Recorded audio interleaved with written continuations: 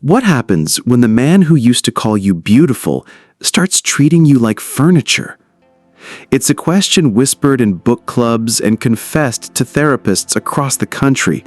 The slow, bewildering transformation of a loving husband into a stranger who seems perpetually annoyed by your very existence. You're still the same person he married, but suddenly everything you do, the way you laugh, the way you organize the kitchen, the way you breathe, seems to irritate him. This isn't about explosive fights or dramatic confrontations.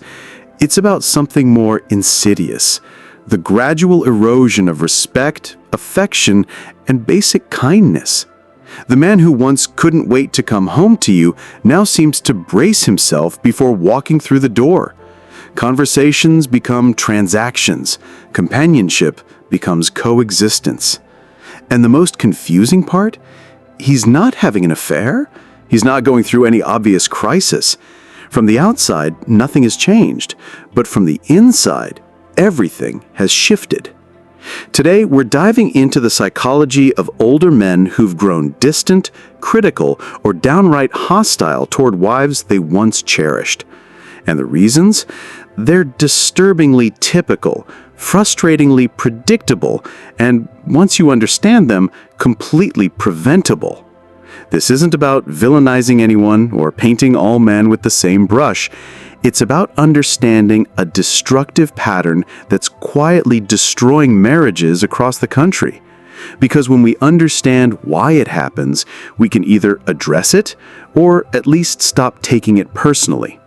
The truth is uncomfortable, but necessary.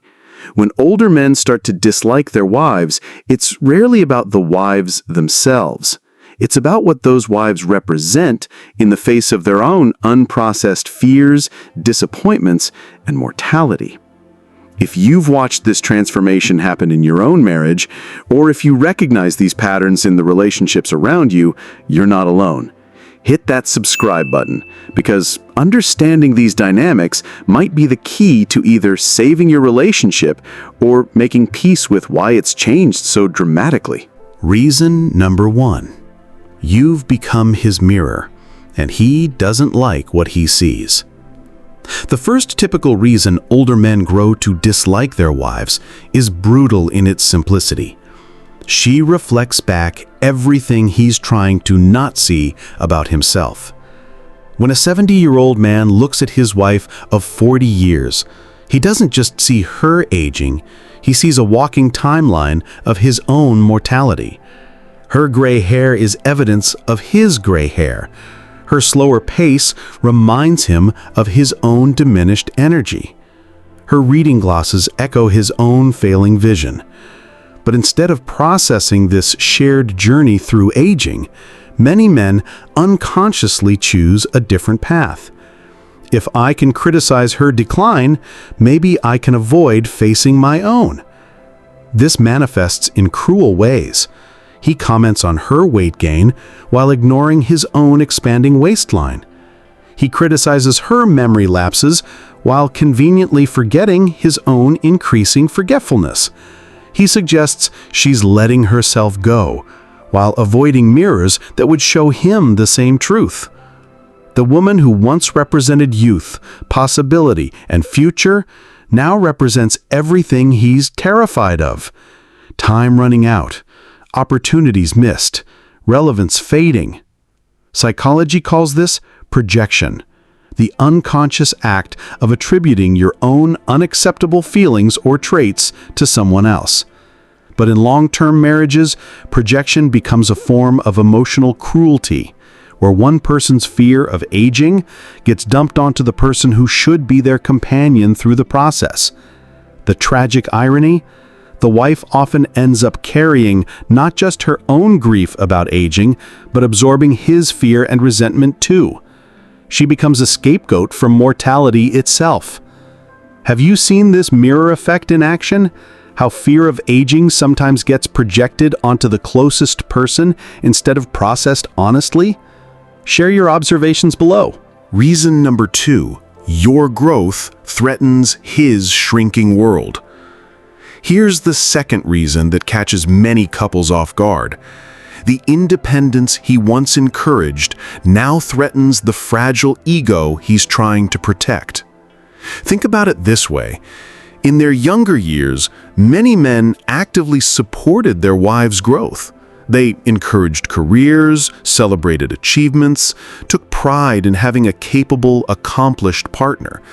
It was attractive to have a wife who could hold her own in any conversation, who brought her own interests and income to the relationship. But retirement changes the equation dramatically. When a man's professional identity disappears, when his daily sense of purpose evaporates, when his relevance in the world becomes questionable, suddenly his wife's continued growth and independence can feel like a personal attack. She still has book club meetings, volunteer commitments, social plans with friends. She still expresses strong opinions, makes her own decisions, pursues her own interests. What once felt like partnership now feels like abandonment. What once felt like equality now feels like irrelevance. "She doesn't need me anymore," becomes the underlying complaint. But what he really means is, "I don't know who I am if I'm not needed." This creates a destructive dynamic where her autonomy becomes evidence of his obsolescence. Every independent decision she makes, every social engagement that doesn't center him, every moment of happiness that doesn't require his participation becomes a reminder that his role in her life has fundamentally shifted. Instead of celebrating her vitality, he resents it. Instead of finding his own sources of purpose and meaning, he expects her to shrink back into a role that makes him feel more important, more central, more necessary. The cruelest part, many of these women gladly invite their husbands into their activities, their interests, their social worlds. But he's not interested in joining her life. He wants her to abandon hers to focus entirely on his. Reason number 3. You're the safe target for his life disappointments. The third reason is perhaps the most damaging.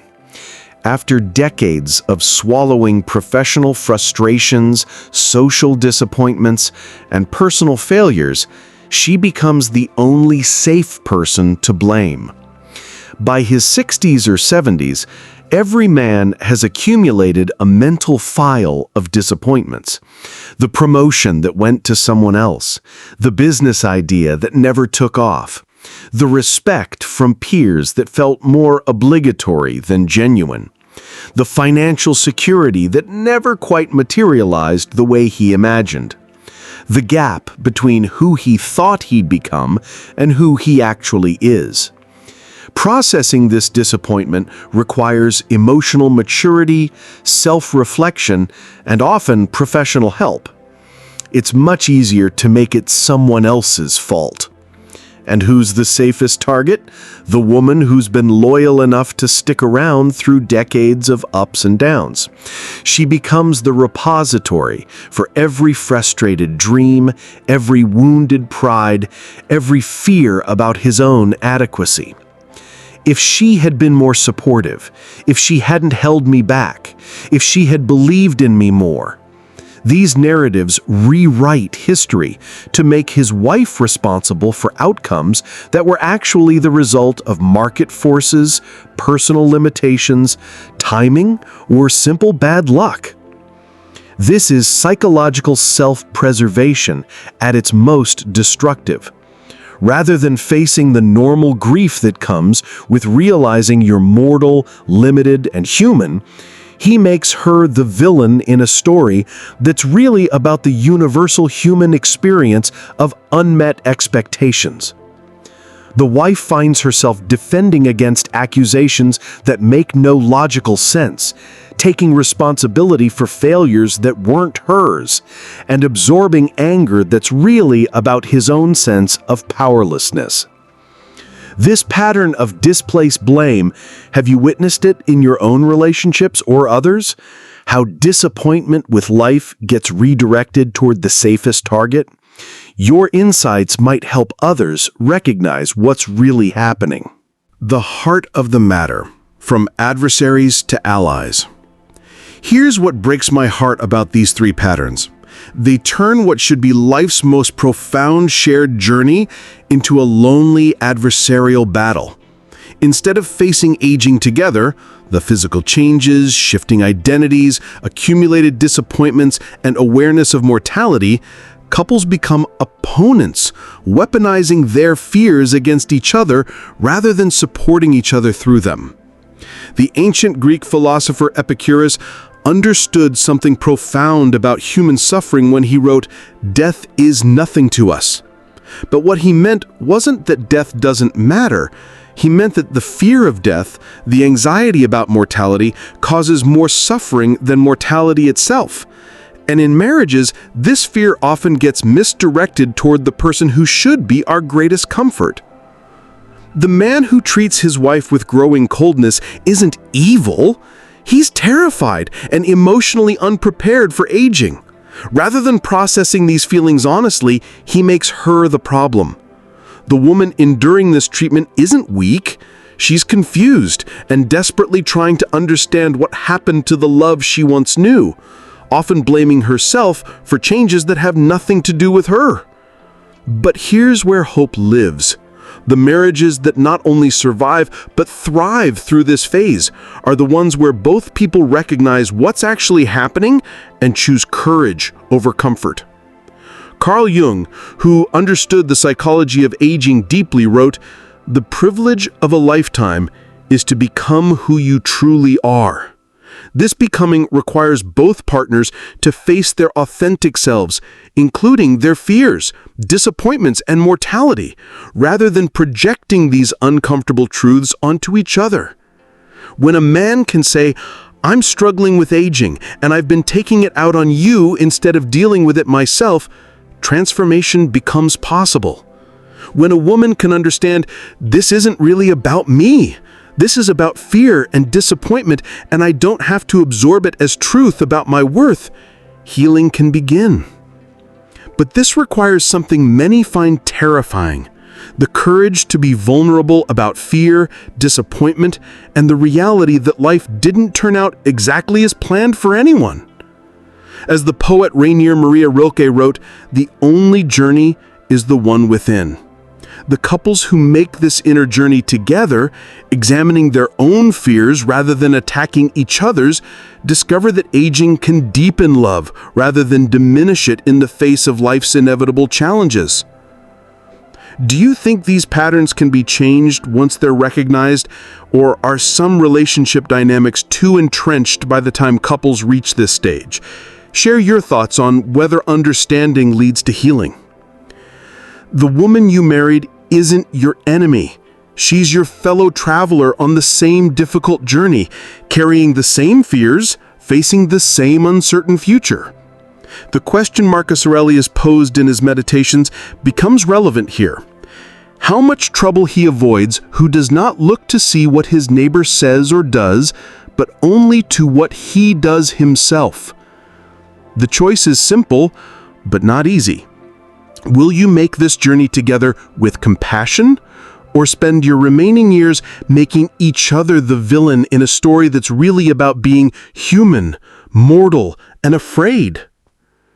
If this opened your eyes to what might be happening in your own relationship or helped you understand the dynamics you've been witnessing, make sure you're subscribed for more honest conversations about how relationships evolve as we age. Share this with anyone who might be struggling to understand why their marriage feels more like a battleground than a partnership. Sometimes naming these patterns is the first step towards transforming them. Remember, the goal isn't to stay young forever. The goal is to grow old together with grace, understanding, and the kind of love that deepens instead of diminishes in the face of life's inevitable challenges.